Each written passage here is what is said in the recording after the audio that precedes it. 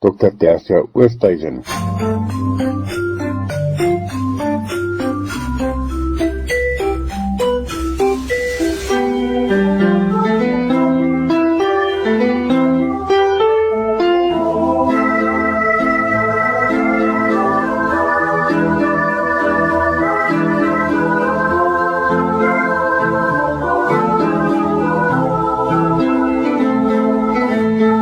Lig op geestesgesondheid, Dr. Tersia Oosthuizen van die Noordwes Universiteit, bedryfs- en voorligtingsielkundige.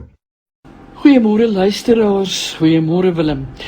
Ek gaan nog steeds voort met ons gesprek oor veerkragtigheid by ons en ons kinders en spesifiek ons kinders. En ek wil vandag praat oor hoe ons veerkragtigheid verder kan help bevorder by ons kinders. Ons het gesê dat veerkragtigheid die vermoë is om terug te bons na uitdagings of stres of teëspoed, dat dit iets is wat op 'n kontinuum dinamies gebeur. Soms bons ons vinniger terug, soms vat dit 'n tydjie, en dat ons sisteem van aanpassing baie verband hou met hoe ons stres hanteer en stresreaksies. En toe het ek 'n bietjie stilgestaan by die breinfunksies, die rol van die hypothalamus, maar ook die afskeiding van sekere neurologiese stowwe en hoe dit ons algemene funksionering beïnvloed. Ons het ook gepraat die vorige keer oor stres en toksiese stres, maar ook die belangrikheid van bronne om ons welstand en daarmee saam dan ons veerkragtigheid te bevorder, want as ons kyk na die kontinuum van wat ons laat gedei of floreer, dan is dit belangrik dat ons die vermoë moet hê om buffers in te bou, wat ons help om stres en veral toksiese stres te kan hanteer.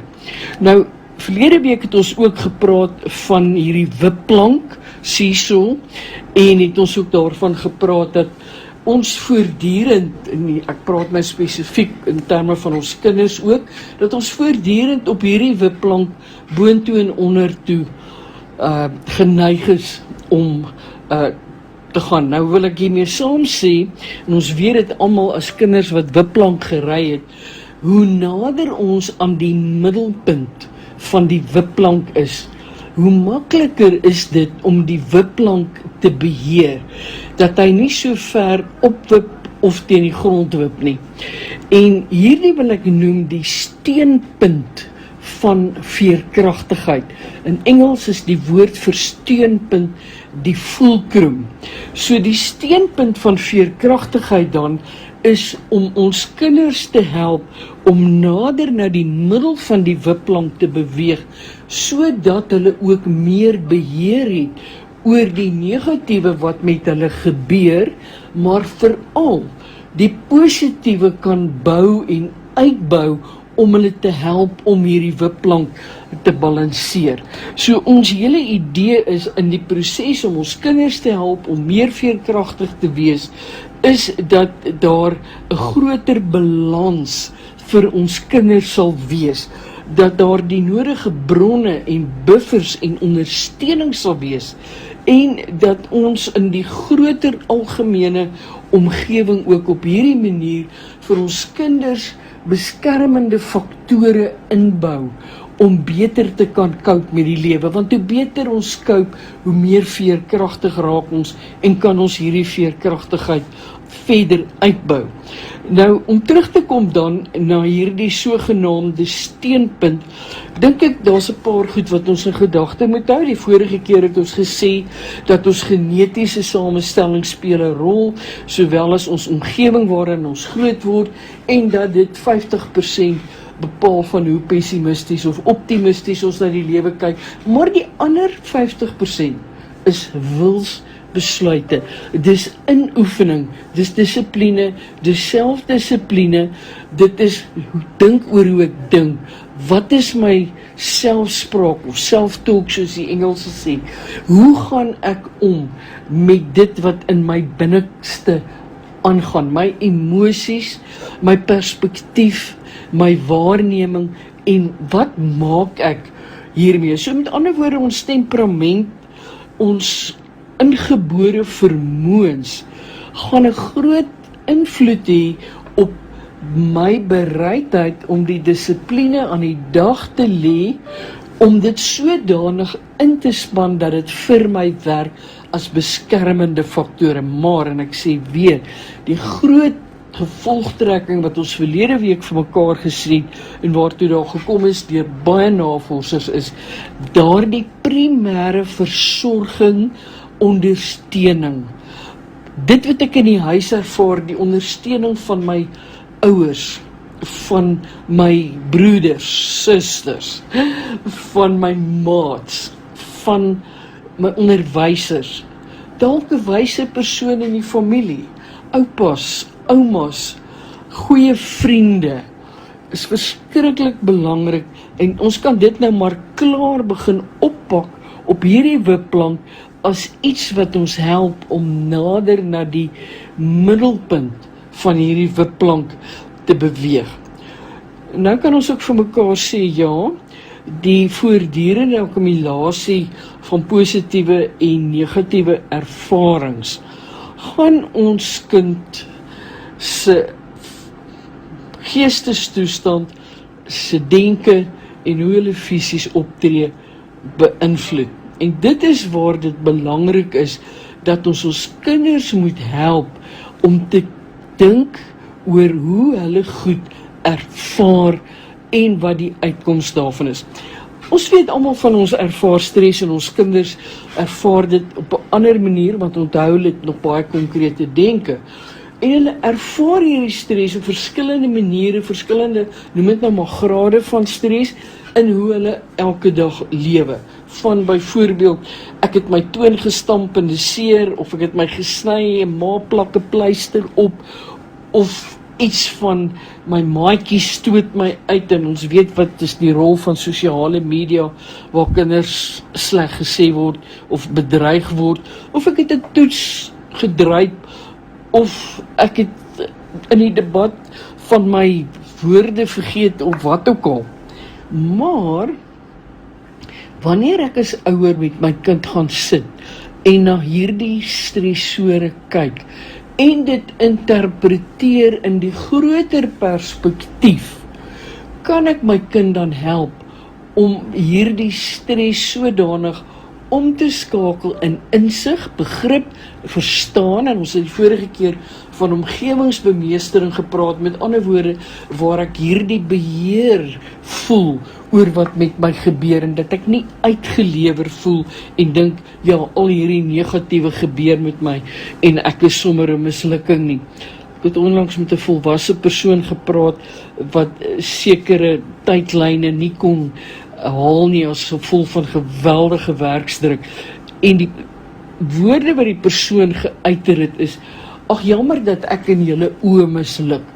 En my eerste diepgaande, amper wil ek sê, soos 'n stukkie steek in my hart was, hierdie persoon loop nog met 'n seer uit die verlede, wat nooit hanteer is nie.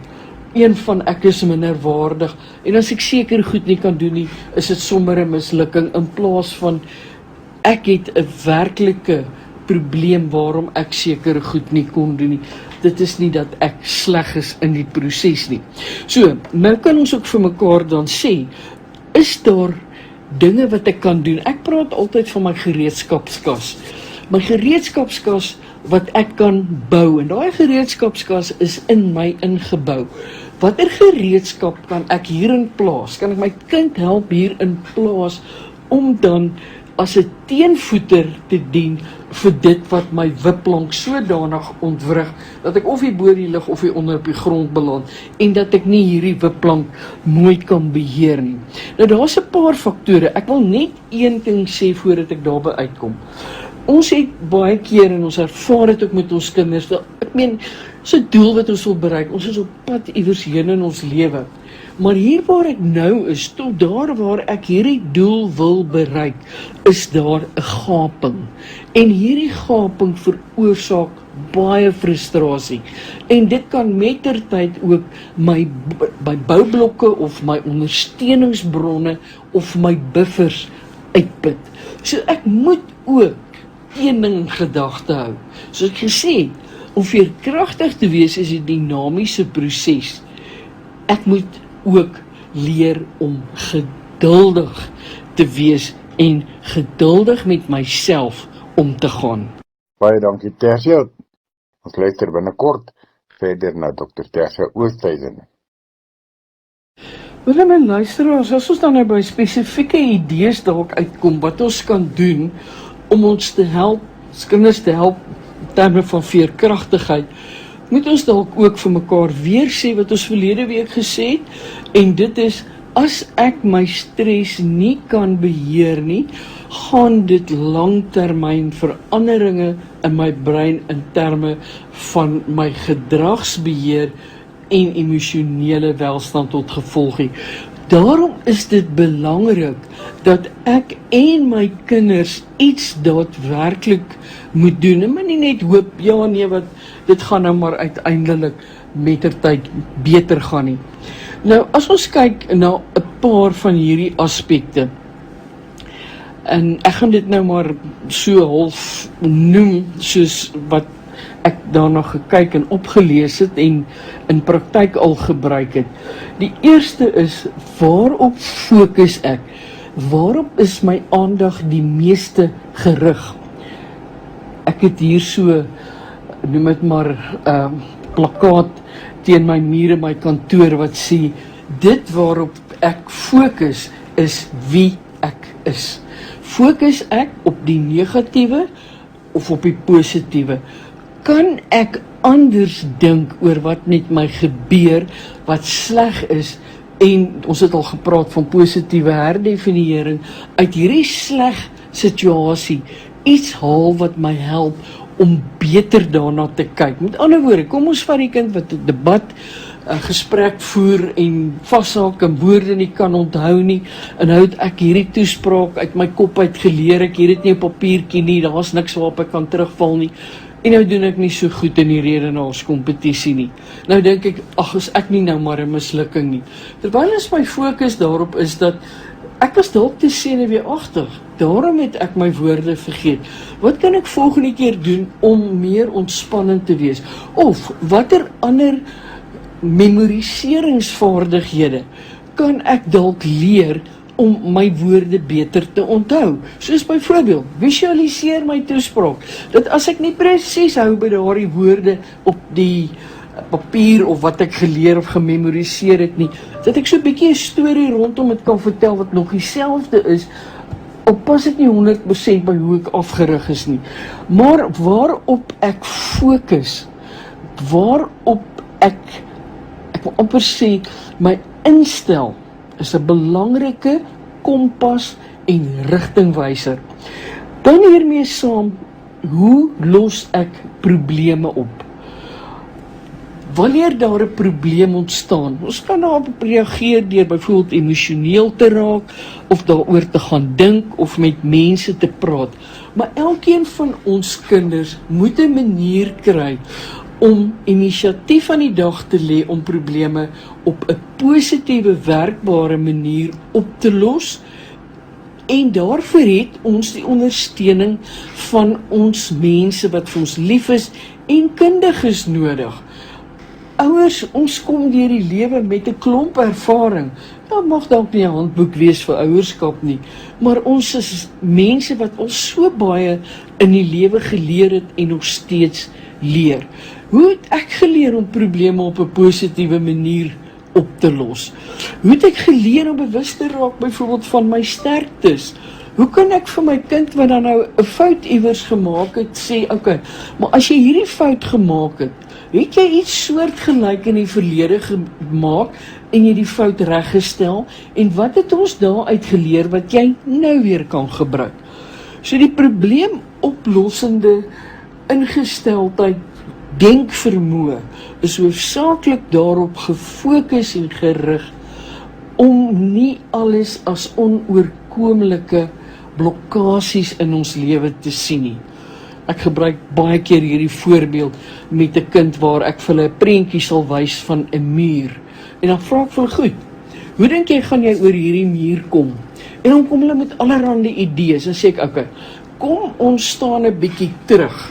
En wat ek dan sal doen is, op die groot skerm van my rekenaar, fokus ek verder weg van die muur. En hier waar ek teen die muur gestaan het, en waar ek aan allerlei idees gedink het, sien ek maar, okay, hierdie muur is eintlik 5 meter breed. Ek kan om die muur loop. Of, hier waar ek staan, sien ek nie die muur, want ek staan te naby, maar as ek 'n bietjie terugtreed, dan sien ek, maar hierdie meter is 3 meter, is 3 meter hoog, ek kan oor die muur klim. Dis 'n metafoor, wat ons kan gebruik, 'n voorbeeld, om ons kinders te help, om probleemoplossend byvoorbeeld te dink, om vooruit te beplan.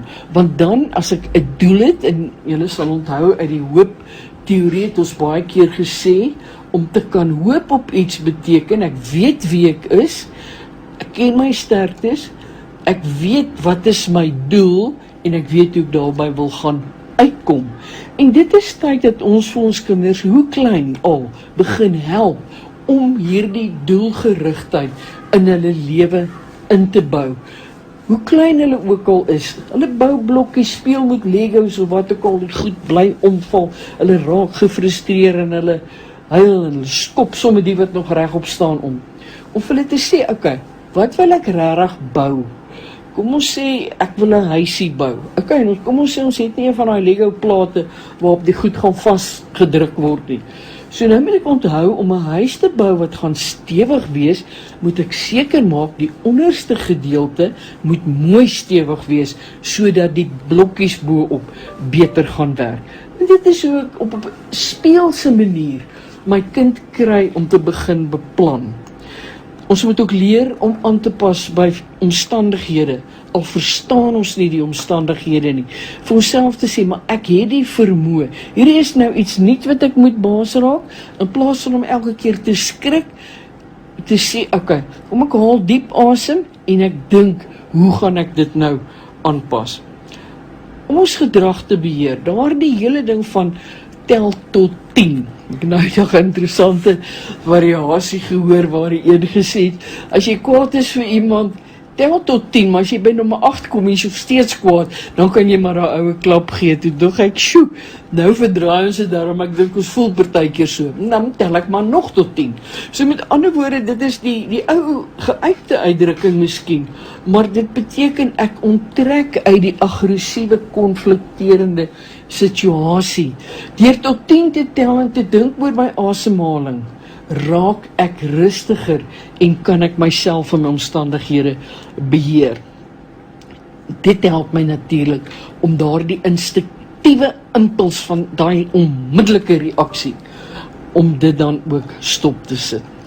Nou, luisteraars, ek wil graag afsluit vandag, en hierdie is 'n tegniek, ek het dit een keer genoem, dink ek, maar ek wil nie ons moet weer hierby uitkom. Ons hoor baie keer van die dankbaarheidsjoernaal, en ek hoop dat ons almal so iets byhou. Maar saam met die dankbaarheidsjoernaal wil ek graag 'n tegniek, wat in Engels bekend staan as die GLAD tegniek, aan julle weer voorhou. Dit beteken, dis 'n akroniem vir sekere wyses, 4 spesifiek, waar ons balans kan help bevorder en gelukkig kan wees. Die G staan vir gratitude. So glad, gratitude, in ander woorde dankbaarheid. Nou hierdie is 'n oefening wat ek dan elke dag doen. Iets waarvoor ek dankbaar kan wees, van die feit dat ek kos het, of dat ek toegang het tot water 24 uur van die dag, ensovoorts, ensovoorts. Dan die L is, wat het ek vandag geleer? Iets nuut wat ek geleer het, oor myself, oor ander, 'n nuwe tegniek, 'n nuwe manier van doen, of wat ook al. Dan die A, in Engels accomplishment, met ander woorde, iets anders wat ek bereik het vandag. Byvoorbeeld, ek het genoeg slaap ingekry, ek het gesorg dat ek gereeld, sê nou maar, eet, of dat ek goeie voedsame kos eet, dat ek betyds was by die werk vandag, maar iets waarmee ek sukkel, wat ek nou reg gekry het. En dan die D staan vir delight, iets wat ek geniet het, wat my regtig geraak het, iets wat my laat lag of glimlag het, of vir my net vreugde gebring het. luister na die voeltjies se gesing, sien pragtige blomme, ek sien die rose blom en dit is 'n oorvloedigheid rondom ons. Ek lag vir iets wat snaaks is of wat ook al. So die glad tegniek, iets waarvoor ek dankbaar is, iets nuut wat ek geleer het vandag, iets wat ek bereik het en dan iets wat vir my vreugde gebring het, die glad tegniek. Kom ons help ons kinders en ons kyk of ons hierdie oefening elke dag met hulle kan doen. Mag dit 'n mooi geseënde week vir elkeen wees.